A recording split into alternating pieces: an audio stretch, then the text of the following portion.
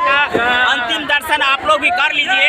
यदि आप नहीं किए हैं तो मधुबनी का ये पुरानी दुर्गा मंदिर जो सिंघानिया चौक पर है, और इस प्रतिमा का विसर्जन कुछ ही समय के बाद हो जाएगी। देख सकते हैं काफी भीड़, और इस भीड़ में आप देख सकते हैं कि मूर्ति विसर्जन का ये कार्यक्रम हो रही है।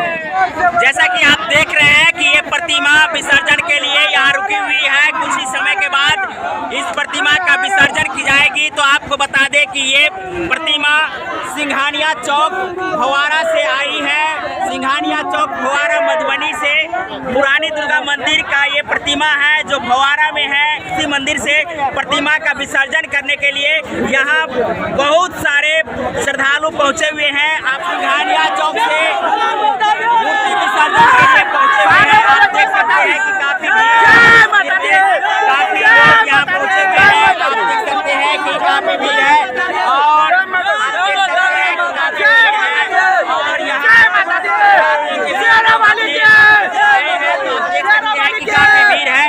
और यहाँ प्रतिमा विसर्जन का ये कार्यक्रम कुछ ही क्षणों के बाद हो जाएगी। तो आप लोगों को भी ऐसा मौका मिल रहा है कि आप लोग भी इस प्रतिमा का दर्शन कर लीजिए। प्रतिमा का जो यदि आप नहीं कर पाए हैं तो आप इस वीडियो के माध्यम से प्रतिमा का दर्शन कर लीजिए, जो अंतिम बेला में जलाभिषेक करने के लिए बहुत सारे श्रद्धालु पहुंचे हुए हैं। तो आप लोग यदि मधुबनी नहीं पहुंचे हैं, और पुरानी दुर्गा मंदिर सिंघानिया चौक कोतवाली चौक का ये मंदिर है जहां आप देखे होंगे, कभी आए होंगे तो आप लोगों को उस मंदिर से दर्शन मिली होगी माता की। लेकिन अभी हम जो सीधा विसर्जन वेला का जो ये प्रतिमा का स्वरूप दिखा रहे हैं, इसी से आप अंदाजा लगा लीजिए कि कितने श्रद्धालुओं का श्रद्धा रहा है। जहां आप देखेंगे कि आगे पीछे अगल बगल तमाम उन जगहों पर काफी भीड़ है। आप देख सकते हैं कि अब प्रतिमा विसर्जन के लिए जा रही है।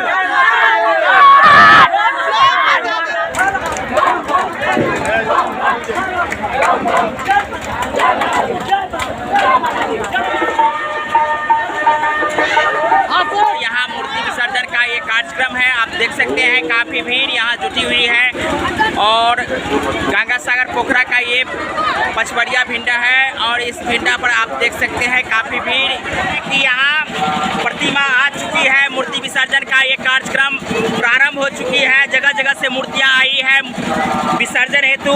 ये सिंघानिया चौक फव्वारा से आई है, और आप देख सकते हैं कि काफी यहाँ उत्साह और काफी भीड़ आप देख सकते हैं। प्रतिमा आ चुकी है, इस सिंघानिया चौक पर है, वहाँ से मूर्ति विसर्जन के लिए बहुत